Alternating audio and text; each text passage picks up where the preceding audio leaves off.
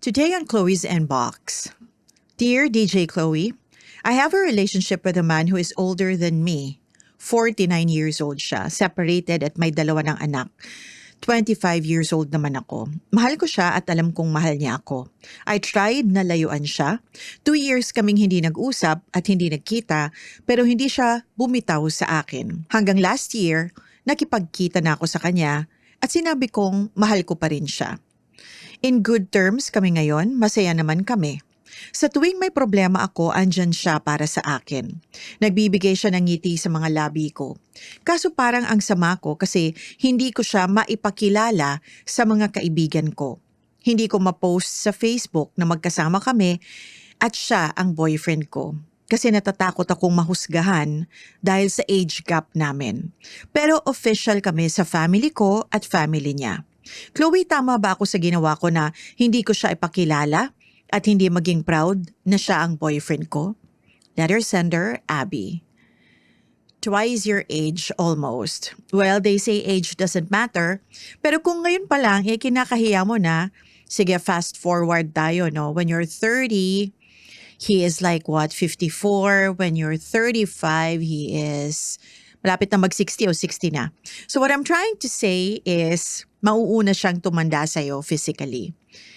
A woman is at her most beautiful from 36 and up, sabi nila. Nahihiya ka ngayon about it. So what's the guarantee na hindi ka na mahihiya a month from now, or a year from now, or 5 years from now? If you're happy with him, ano naman kung ano sasabihin ng mga tao? In the first place, ikaw naman ang makikisama, hindi naman sila, 'di ba? Pero siguraduhin mo lang muna, no, na hiwalay talaga siya. As in, hiwalay. Kasi mahirap naman yung ipopost mo yung ibang tao, ipopost mo na jowa mo, tapos may aangkin palang iba. And if you're saying that he's such a great guy, then I guess okay lang naman to show the world how lucky you are. You know what they say, ano mang ginagawa, ay hindi daw dapat ikinakahiya. Pero okay lang naman yan kung hindi mo siya i-post. Kung ang reason mo, hindi ka talaga ma-post na tao or ayaw mong may masasabi sa'yo ang ibang tao. Kasi okay lang naman yun eh.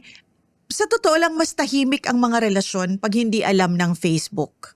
Diba? At saka huwag ka maniniwala sa mga lahat ng nakikita mo sa Facebook na happy sila, masaya sila, okay sila. Kasi minsan, iba naman yung sa totoong buhay. Siyempre, pagka social media account, ano yan you have to showcase yourself. So, hindi mo naman dyan ipapakita kung ano yung mga hindi maganda sa mga buhay ninyo. So, okay lang yan. If you believe na you want to maintain your privacy, that's totally okay. Hindi naman kailangan alam ng lahat. And to be honest, yung ibang tao, lalo mo silang pakialam, 'di ba?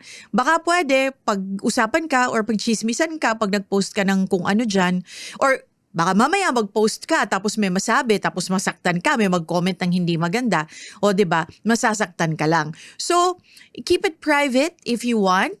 If that's what you want, that's totally okay. I-post mo, ikaw naman 'yun, buhay mo naman 'yun, wala silang pakialam doon, okay? It's kahit anong gawin mo, it's totally okay. And minsan akala natin yung ibang tao may sasabihin ganyan or whatever, busy rin sila sa mga buhay nila. So, thank you so much, Abby, for your letter. What's important is masaya ka. Yun lang. Sabi nga nila, di ba, if it makes you happy, keep it private. Mas naniniwala ako doon. Hey, thanks for watching! For more exclusive videos and Artist interviews, you can check out our videos by clicking here.